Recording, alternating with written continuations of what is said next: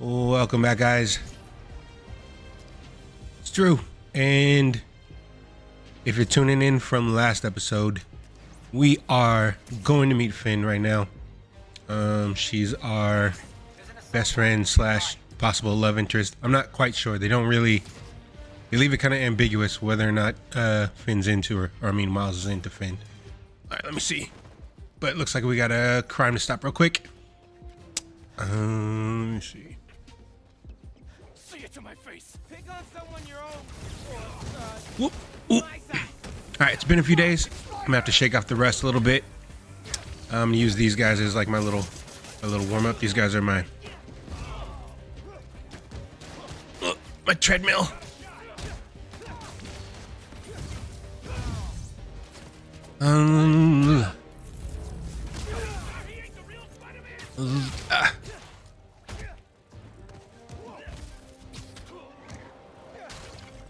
Alright, I want to try not to throw anybody off the building like I did last episode.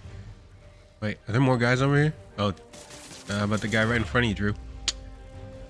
Alright, so that'll do it. Alright, everybody loose, everybody limber. Alright, let's go meet our bestie. Potential new girlfriend. Alright. We're gonna get a little story right off the top.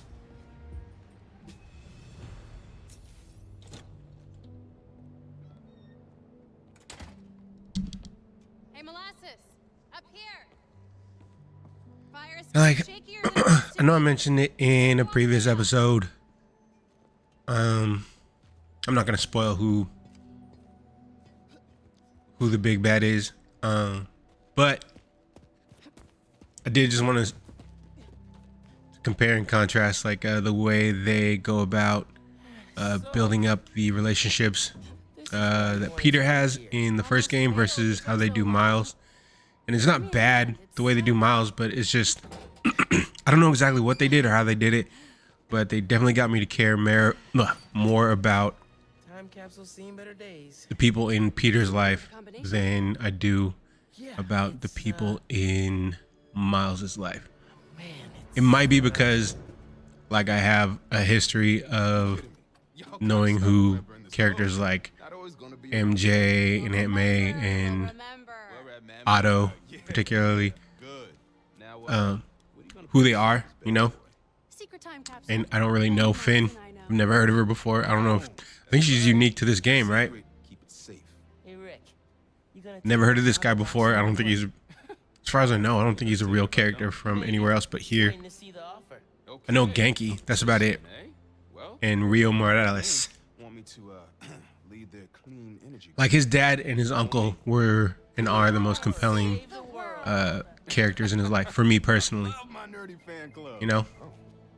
And in this one you kind of, like I said, you get him trying to replace his father figure with this new one who's Uncle Aaron, who's not the coolest guy. But he still wants to do right by Miles, you know? So I think that relationship is the most interesting and compelling in this game, but it's kind of like a B plot, you know? Hope so. Wow. Look at this. Goober Central. All right, so they're setting it up. Rick looking suave as ever. Miles and Finn were little nerdlings in like junior high. Now they're reconnecting. Something going on with him? You guys fight or something? No. No fight. Finn, It's fine.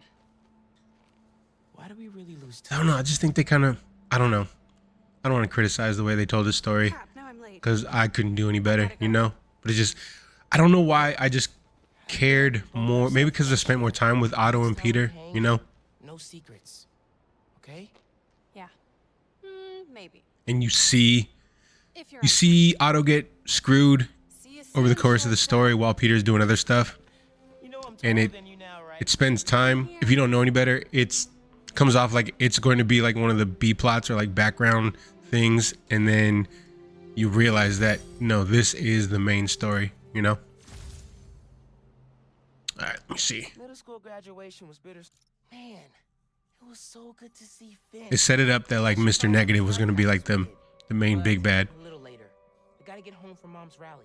It was a little bait and switch, but it was done really well.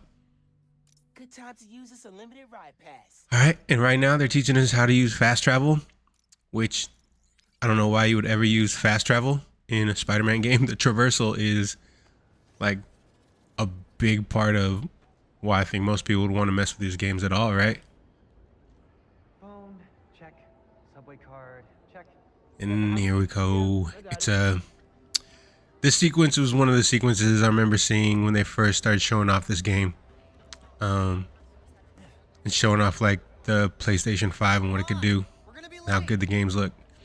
Because this was like, I think this was a launch game, Hey, dude, I am so. but it just looks so good. Are you still wearing your suit? Yeah. And then, especially like, all right, so last night, me and a friend of mine, we went to our local arcade. And we were playing like a bunch of old gems like Time Crisis. Is my favorite. And they had like the Star Wars trilogy arcade game.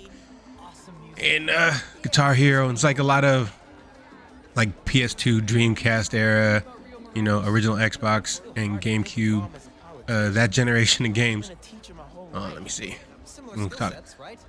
Rallying people. Talk to my other girl. That looks really cool. Eh, You're welcome.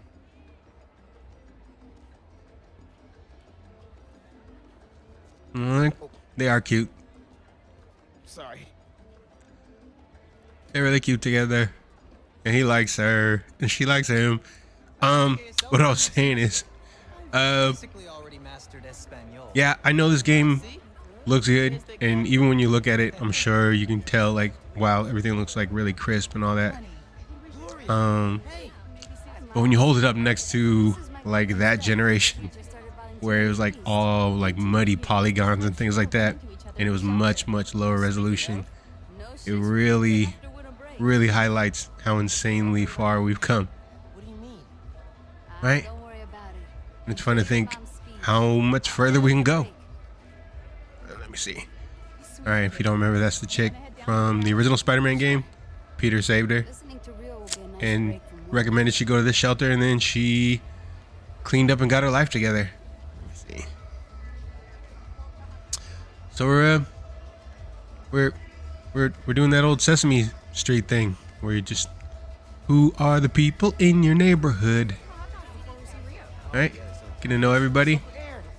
Didn't expect to see you here. All right, see, like I'll clear out before your mom sees a few generations ago, few gaming generations ago, He's helping me. you would not get like facial expressions. You wouldn't get accurate lip reading or lip syncing. I'll try, but he doesn't make it. Like the lips probably wouldn't even move in a lot of instances. The head would just kind of bob up and down. your mom's speech. No finger articulation, you know? Like this all looks insane. The way his jacket kind of flows. I know we've had like PlayStation 5 and like Xbox Series X for a while now. So it's like easy to get comfortable with how good everything looks. Because there are games that are out now that look better than this. Thing, huh? For real. They've pushed it even further, but I'm still impressed with even just this. Do you remember what we lost? And yes, I am talking about when Roxxon pulled how down cute his wall? Rio Morales is. Okay. Let me remind you. Yeah, it's just last time. Even though My dad. Spider-Verse Rio Morales is a million times hotter, It'll be okay, man. right? Mom's got people looking out for her. St. Teresa's church was choir. Let me see. The thing is, got a thing for accents, guys. Right? Even now, Roxxon is transporting new form. It's I'm telling you, there's nothing hotter than getting cussed out in Spanish. They won't tell us the risk. This message is from Roxxon. The man you answer to, Simon Krieger. Oh, but that's our big bad. This plaza is a monument to everything he's done. I won't let it open. The underground will stop it. We've got a situation here. Oh, Everyone, stay calm. Nowhere to run. so we got some Spider-Man in to do. This looks like a job for I'll help your mom. New York's newest biracial superhero, Spidey. I got you. I'm not 100% sure, but I feel like I remember them saying something along the lines of them changing not his name, but the way they spell Spider-Man or something like that. Like they changed it to like Spidey, like SPY-D. Let me see. I didn't mean to have that, but maybe I should use some gadgets for this fight. Whoop. You attacked the wrong route.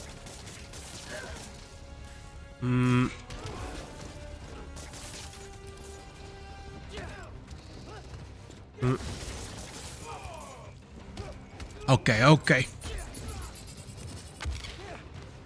Okay. Stopped you at the subway. I'll Some more do it baddies. Okay. Hi. I'm warm. I'm warm.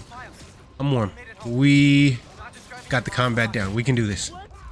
Is she okay? She hurt her arm when she fell. Don't worry, we're taking care of her. What about you? What's the underground doing? This attack doesn't make sense. I thought they wanted new form, but there isn't any here. You think wearing like the Spidey costume in winter, like when it's cold, you think it fucking sucks extra bad? It looks like, doesn't look like Hey, Genki. shit. Anytime, man. Gonna stop you and your glow stick gun. All right, let me see.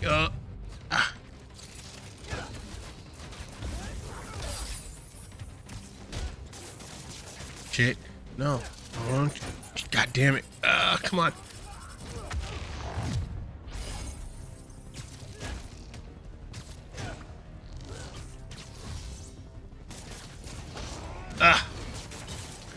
The guys with the metal arms are so fucking annoying. All right, let me see.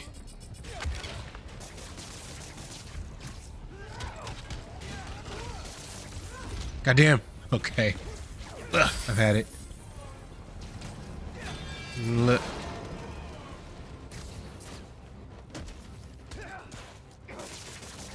All right. All right. Okay. Feel like Peter would have a few more quips right now. Ah. All right. What was that? Okay. Alright, we got some superheroing to do. Everybody excited? Here comes another big action set piece. Where are you? I'm Like, at home, Insomniac but I deserves hospital. No. all the It's praise safe. for You're hurt. what they've done with the first two games. I'm not there. Even the third game, like This isn't like Spider-Man 2, We're all okay. You stay with us. it's really good, but they just put in so much weird stuff with I'll even let you sign Mary Jane. Okay, Ma. And, No, I don't know. the kid. It just keeps me from enjoying it as much as the first two games they put out. You okay? You know, it's just weird that like you have Kraven the Hunter and like all of his warriors pretty much, and you also have Venom, and Spidey and Miles are kind of having a tough time with both of them, and Mary Jane is able to keep up because she has a taser, and it was just really weird. It was really weird. And then hearing interviews where he was like, I think like one of the lead designers was, he addresses it. He's like, yeah, we heard the complaints. Like a lot of people didn't like the Mary Jane missions in the first game, but I don't care. I don't give a shit. Like we felt it was important to show that she was just as capable, an important part of member of the team. It was just like, dude, she's not. She's not. You don't have to have her be a capable, like her investigative reporting in the first game was enough. You know? She doesn't have to be like right there shoulder to shoulder with Miles facing down the symbiotes and like Kraven the Hunter and his mob of fucking hunter warriors. Like it took me out of it. Then grab as much as you can carry. But as I think most of us found out later, if you're unaware, I'm gonna let you know. Oop, and we got the reveal for our big bad. Did you call it? Did you piece together that it was Finn? I was trying not to spoil it. Oop, and our bioelectricity detonates all the new form. I think it's supposed to be pretty much like plutonium or something, right? And we have our calamity that Miles needs to rectify. But what I was saying is, in the aftermath of Spider-Man 2 and a few other games, had some weird stuff in them. People definitely figured out what was going on, and it turned out they were hiring like these consultancy agencies. What was it called? I think it was called DEI. So basically these consultancy firms get brought in to make sure that there's diversity and inclusion, and certain groups are represented. And yeah, I think it's important to a degree, you know, but the way they've been going about it, it just doesn't seem, it seems like it's at the cost of the story, you know. It just ends up feeling weird a lot of times. The way they're forcing it down people's throats. So yeah, you're gonna get, oh shit, a story where Mary Jane has to fucking pretty much be toe to toe with Spidey and Miles, you know. Let me see. Trying to think of the other game that like really got them in hot water. Where people were like, "What the fuck is this shit?" It was something recent, but they definitely released like the they released like it was like a keynote speech or something from like one of their higher ups, where they were speaking to employees from some of these game development companies, and they're like, "Yep, tell your bosses that you want this. You need to hire us so we can make sure these boxes are ticked. You know, we can make sure certain groups are represented, and you know, if they don't want to do it, then threaten them, scare them, like." And basically they're saying like threaten that they'll be canceled, and it just rubbed a lot of people the wrong way, you know. Like, yeah, I think representation is important, but they are fucking up a lot of these games. I mean, you know, a lot of them are suffering the narratives, you know.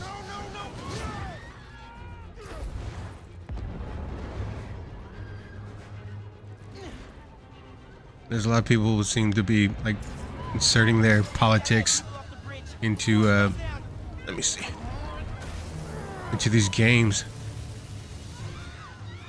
A lot of activists developing for these companies now, and just doesn't read well, you know. It ends up turning people off. Ugh.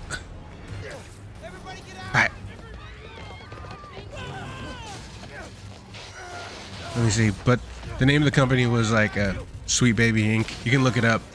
I think they actually got mad because once certain people started figuring out that that's what was going on, they started keeping track of the games they were consulting on and documenting it and letting people know so they could avoid their games, because they end up being like not as fun, you know. Because the gameplay comes second now, or sometimes third, or further down the line, you know, because they're trying to make sure that their politics and their issues are addressed. Let me see. That's what takes precedent over making the game fun. Stop this! All right, okay. Everybody recognize this? I feel like they have to put this in the game. And you get a Spider-Man game or movie, you're gonna get like the Spider-Man T-pose. All right, let's go, Miles.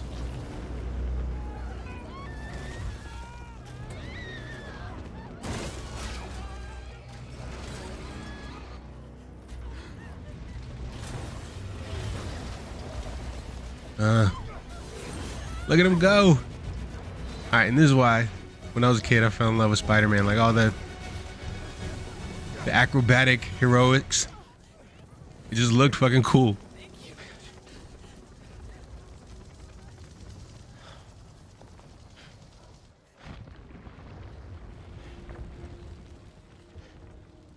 I did this. Mm-hmm. My powers. I made it explode.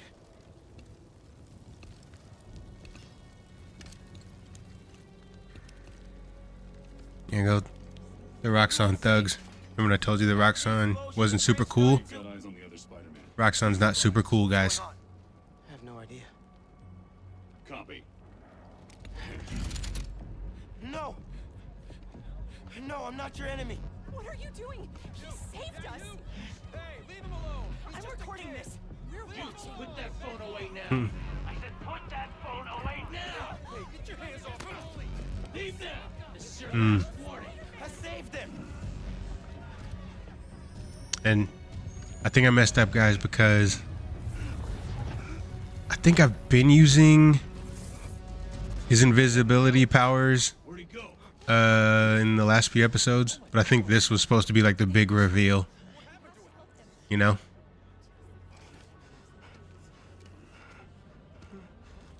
I think I made a fucked up in terms of narrative consistency. Just pretend like you haven't seen it before. This is the first time we're figuring out Miles can turn invisible. What happened to Roxxon being here for us? Suspend your They were disbelief. gonna shoot me. They didn't even listen. Are you okay? I don't know.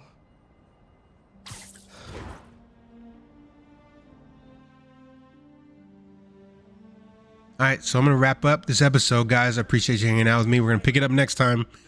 We got a lot to chew on. Miles' best friend turned out to be the big bad. And Roxxon sucks a bag of dicks. All right, guys. I'll see you next time. Bye. Thanks.